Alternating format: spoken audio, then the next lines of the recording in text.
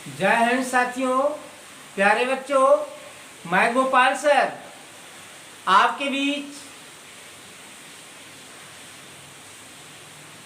हिंदी गुरुजी YouTube channel Gopal sir के माध्यम से मैं आपके बीच में उपस्थित हूँ।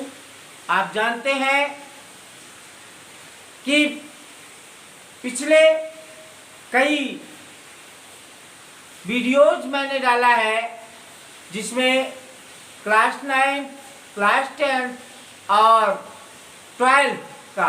आज मैं 11th में फर्स्ट चैप्टर से कबीर से आपको जुड़ना चाहता हूं।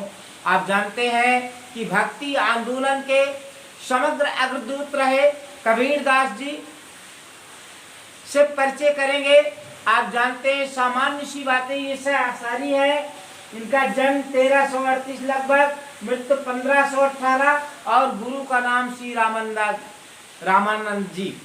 प्यारे बच्चों, इन्होंने भक्ति आंदोलन को सर्वप्रिय बनाने के लिए और हिंदी को समृद्ध करने के लिए अपना जीवन सर्वस्व समर्पित किया और मगहर में इन्होंने अपना शरीर त्याग दिया। इस प्रकार से प्रथम ग्रंथ इन्होंने बीजक तैयार की जो इनके शिष्यों द्वारा संकलित की गई और जिसके 3 उपखंड साखी, शबद और रामायणी। तो आइए हम आज इनके शब्द से, पद से परिचित होते हैं। और आप जानते हैं कि प्यारे बच्चों कि कहते हैं कि हम सभी अपने दृढ़ इच्छा शक्ति के साथ आगे बढ़ते हैं और मन के हारे हार है, मन के जीते जीत। प्यारे बच्चों, अभी तो इस बाज की असली उड़ान बाकी है, अभी तो इस बाज की असली उड़ान बाकी है। कौन कहता है अभी तो नापा है मैंने आसमान को, अभी तो नापना पूरा जहान बाकी है। जय हिंद साथियों। आइए पुनः एक बार welcome to my YouTube channel Guruji Hindi channel Gopal sir को सब्सक्राइब करके अपना सहयोग प्रदान करें और अपने जीवन को सफल बनावें। नमस्कार। प्यारे बच्चों, कबीरदास जी ने अपने इन्हें शब्द के माध्यम से, पद के माध्यम से सारे संसार को प्रभावित करने का प्रयास किया है और भक्ति ज्ञानश्रेय शाखा के जो प्रतिनिधि कवि रहे हैं, प्रमुख कवि रहे हैं, इन्होंने अपने ढंग से कही है। और क्या बात कही है कि मसी कागज छुयो नहीं, कलम गयो नहीं हाथ। मैंने अर्थात कभी कागज नहीं छुआ और कलम को हाथ नहीं पकड़ा। अब आप कहेंगे कि यहाँ प्रश्न उठता है कि कबीरदास जी ने कैसे इतनी बड़ी ग्रंथ की रचना की, बीजक की। प्यारे बच्चों, इन्होंने, इनके जो शिष्य होते थे वह इनके ग्रंथ को, इनके पद को संकलित करते थे और संकलित करने के बाद ये गाते थे और उसको संकलित करके एक पुस्तक का स्वरूप दिया। प्यारे बच्चों, आइए हम इनकी उससे जुड़ते हैं। यहाँ प्रस्तुत पद में कबीर ने परमात्मा को सृष्टि के कण-कण में देखा है, ज्योति रूप में स्वीकारा है, उनकी व्याप्त चराचर संसार में दिखाई देती है, ऐसा कबीरदास जी ने कहा है। और ये भी कहा है कि हर व्यापक सर्वत्र समाना, अर्थात अत्र तत्र सर्वत्र कोई ऐसा स्थल नहीं जहाँ कबीरदास जी विद्यमान न हो। और कई उदाहरणों के माध्यम से इन्होंने अपनी भाव को व्यक्त भी किया है। प्यारे बच्चों, यहाँ प्रथम पद में हम तो एक एक कर जाना, कबीरदास जी कहते हैं हमने संसार में सारे सजीव और निर्जीव और प्राणियों से परिचित होकर के सबको जान लिया है। दो कहे तिनई को दो जग जिन नाहिन पहचाना, अर्थात इस संसार में बहुत कम ऐसे लोग हैं जो दोजक और जन्नत का कोई भेदभाव नहीं करते। जन्नत तो सब चाहते हैं और लेकिन जाने अनजाने में हम दोजक के रास्ते पर पहुंच जाते हैं। दोऊ कहे तिन्है को जानब, अर्थात हिंदू और मुसलमान दोनों के प्रति उन्होंने कहा कि एक ही पवन, एक ही पानी, ये कोई ज्योत समाना, चाहे वह नर हो। संसार में कबीर दास जी ने केवल दो जातियां बनाई। वो जाति कौन सी है? एक स्त्री की और दूसरा पुरुष की। इसीलिए इन्होंने कहा एक ही पवन, एक ही पानी, एक ही ज्योत समाना। सब में एक ही प्रकार का पवन है, पवन का प्रभाव है, और एक ही प्रकार का प्रकाश है। एक ही खाक गढ़े सब भाड़े, एक ही कोहरा साना। अब यहाँ देखिए, एक ही खाक गढ़े सब भाड़े, भाड़े मतलब बर्तन, एक ही प्रकार के साँचे में सारे बर्तन ढाले गए हैं, और एक ही कोहरा साना, एक ही कुहारा। कोहरा मतलब कौन है यहाँ? पार ब्रह्म, परम पिता परमेश्वर, जो ब्रह्म है, राम है, सर्वस्व है, सर्वव्यापक है, अत्र तत्र सर्वत्र व्याप्त है। कोई ऐसा जल थल नभ, कोई ऐसा स्थान नहीं जहाँ वह उपस्थित ना हो। और कबीरदास जी कहते हैं, जैसे बाढ़ी काशी काटे, अगिन न काटे कोई। जिस प्रकार से बढ़ई लकड़ी को काट तो देता है, लेकिन अग्नि के पास नहीं जाता है, चूंकि जानता है जब अग्नि के पास जाएंगे तो वह हमको जला देगी, हमारा नुकसान कर देगी।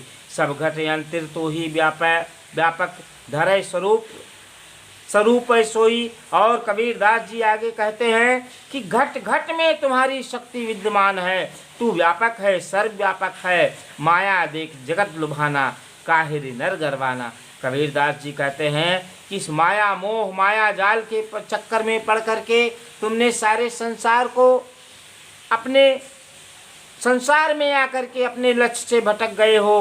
प्यारे बच्चों, यह बताना चाहते हैं कि तुम्हारा जो लक्ष्य है यह जीवात्मा है। आत्मा जीवात्मा जो है ये परमात्मा के पास जाने के लिए बेताब रहती है। और लेकिन मनुष्य अपने कभी धन की शक्ति में गर्व में रहता है, कभी माया की शक्ति में गर्व में रहता है, अभिमान में रहता है, और कभी अपने ताकत के बल पर एक दूसरे को परास्त करने का प्रयास करता है। इसलिए कबीरदास जी कहते हैं ये सारे गर्व, अभिमान, छल, द्वेष, माया, लोभ सब बेकार है। निर्भय भया कछु नहीं व्यापै, कहें कबीर दीवाना। निर्भय भया कछु नहीं व्यापै, कहें कबीर दीवाना। कबीरदास जी कहते हैं आप निर्भय हो जाइए, लेकिन निर्भय आप तब कब होंगे जब आपकी आत्मा परमात्मा से सीधे जुड़ जाएगी, कहे कबीर दीवाना। और फिर क्या है, जब कबीरदास जी से आपकी भावना जुड़ जाएगी तो फिर कहना ही क्या है, आप तो सर्वप्रिय हो जाएंगे उस परमात्मा के। फिर तो किसी चीज़ की चिंता ही नहीं। परमात्मा को सृष्टि के कण में जिस प्रकार से कबीरदास जी ने देखा है, उस तरह से कोई संसार में नहीं देख पाया है। इसी व्याप्ति को अद्वैत सत्ता के रूप में देखते हुए कई उदाहरणों के द्वारा अपनी रचना अभिव्यक्ति कबीरदास जी ने दी है। प्यारे बच्चों, हमें विश्वास है कि आपको ये पद समझ में आया होगा। आइए इसके सामान्य से अर्थग्रहण के प्रश्न को देखते हैं। उपर्युक्त काव्य किस पाठ से लिया गया है तथा इसके रचनाकार कौन है। दूसरी चीज है कि किस प्रकार की ज्योति सभी में समाई हुई है, वह कौन है। किस प्रकार की ज्योति सभी में समाई हुई है, वह कौन है, उसका नाम बताएं। बढ़ई लकड़ी को ही क्यों काटता है, अग्नि को क्यों नहीं काटता है। सब घटी ऊपर अंतर तू ही व्यापक धरे स्वरूप सोई। इस काव्य पंक्ति का भावार्थ अपने शब्दों में लिखिए। प्यारे बच्चों, अंत में कबीरदास जी ने जो अंतिम उसमें कहा है कि कबीरदास जी लोगों को निर्भय होने के लिए किस आधार पर कहते हैं। इस प्रकार से आप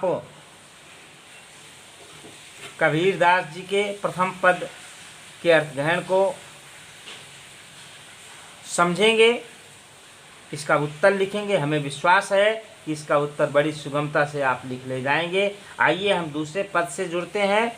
दूसरे पद में कबीरदास जी वाह आडंबर पर प्रहार किया है। साथ ही यह भी बताया है कि अधिक से अधिक लोग अपने भीतर की ताकत को ना पहचान कर अनजाने में अवास्तविक संसार से रिश्ता बना बैठते हैं, वास्तविक संसार से बेखबर रहते हैं, नादान रहते हैं, अनजान रहते हैं।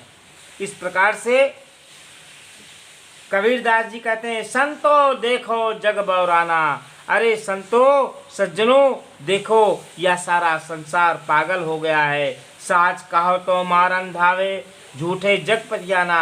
अगर सच्ची बात कही जाए तो वह झगड़ा करने के लिए तुतारू हो जाता है, मारने के लिए तुल जाता है, मरने मारने पर जो है बैठ जाता है। झूठे जग पतियाना, असत्य बात पर विश्वास करने लगा है। नेमी देखा धर्मी देखा, प्रात करे स्नाना। हमने देखा है कि लोग आडंबर पूर्ण जीवन व्यतीत करते हुए प्रातः स्नान करते हैं। प्रातः स्नान करके और पत्थर पूजते, आतम मारे पखाने पूजे, उनमें कछु नहीं जाना। जिनमें कोई ज्ञान नहीं है उस निर्जीव पत्थर की पूजा करते हैं, इबादत करते हैं।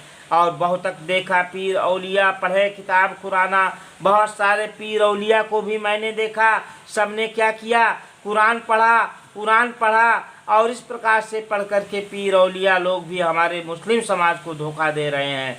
कहे मुरीद तब देर बतावे, उनमें वह जो ज्ञाना और तावीज बना रहे हैं, लोगों को जीने का तरीका बता रहे हैं, जबकि उनके जीने का तरीका खुद गलत है, गलत रास्ते पर चल रहे हैं। ये तो वही हुआ कि मैं तो डूबूंगा सनम, तुझको भी ले डूबूंगा, अर्थात मैं तो डूबूंगा भी, बर्बाद हो जाऊंगा, दोजख में जाऊंगा, नरक में जाऊंगा और अपने शिष्यों को ले जाकर भी पटक दूंगा।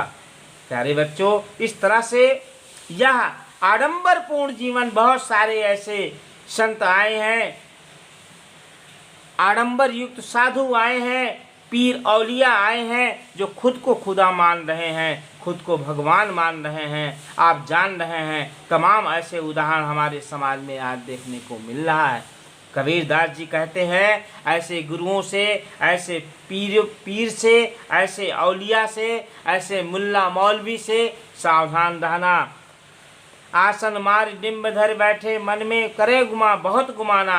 आसन एक जगह अपना स्थान बना लिया और अपने स्थान पर सारे भक्तों को बुला बुला करके अपनी पूजा करवा रहे हैं, जबकि परमपिता परमेश्वर वह है जो सर्वमान है, सर्वशक्तिमान है, उसके निकट जाने नहीं दे रहे हैं। पीपर पाथर पूजन लागे, तीर्थ गर्भ बुलाना। पीपर की, पत्थर की पूजा करके के हिंदुओं इसमें भ्रमित हो रहे हैं, तीर्थ की यात्रा कर रहे हैं। टोपी पहरे, माला पहरे, छाप तिलक अनुमाना। टोपी लगा लेते हैं, तिलक लगा लेते हैं, माला पहन लेते हैं और बहुत बड़ा अपने आप को भक्त प्रदर्शित करते हैं। इस प्रकार से वही है कि मन मोर महुआ चित्त भुसैले, अर्थात अपने आप को ये प्रस्तुत करते हैं, सच्चाई से बहुत दूर रहते हैं। लेकिन एक चीज़ मैं बताता हूँ, कबीर जी का साथ देता हूँ इस बात में कि सच्चाई छुप नहीं सकती बनावट के वसूलों से, और खुशबू आ नहीं सकती कभी कागज के फूलों से। ऐसे आडंबरपूर्ण साधुओं से, संतों से बहुत दूर रहिए, नहीं तो भैया क्या होगा, खुद डूबेंगे, आपको भी डुबो देंगे, जैसा कि मैंने अभी आपको बताया। ऐसे कबीरदास जी ऐसे ढोंगी पाखंडी संतों और पीर औलिया से सावधान रहने के लिए कहते हैं, और कहते हैं सच इबादत करनी है तो सच्ची इबादत की रहो, उसकी इबादत करो जो सर्वशक्तिमान है, पार ब्रह्म परमेश्वर है। क्यों? क्योंकि गुरु कबीरदास जी ने ही कहा है कि कह कबीर गुरु रूठते हरि नहीं होत सहाय। कबीरदास जी कहते हैं, अगर आपका सच्चा गुरु रूठ गया तो आपका परमात्मा भी मदद नहीं करे। इसीलिए कहा है कि गुरु गोविंद दो खड़े काके लागों पाए, अर्थात गुरु के महत्व को दिया है। तुलसीदास जी ने भी इस चीज़ को बताया है कि वंदहु गुरुपद पदम परागा, सुरच सुभाष सलस अनुरागा। और शास्त्र में भी हमारी बात आई है ये कि गुरु ब्रह्मा गुरु विष्णु गुरुदेव महेश्वरा, गुरु साक्षात पार ब्रह्म तस्मै श्री गुरुवे नमः। इस प्रकार से प्यारे बच्चों, बड़े सरल भाषा में हमने आपको दूसरे पद को भी समझाने का प्रयास किया है। मुझे विश्वास है कि मैं गोपाल सर इस अपने गुरुजी हिंदी चैनल के माध्यम से आपको ये सारी चीज़ें बताने का प्रयास किया है। समझ में आ गया होगा। आप इसको सब्सक्राइब करेंगे और अपने जीवन को सफल बनाएंगे, इससे लाभ उठाएंगे। प्यारे बच्चों, नमस्कार।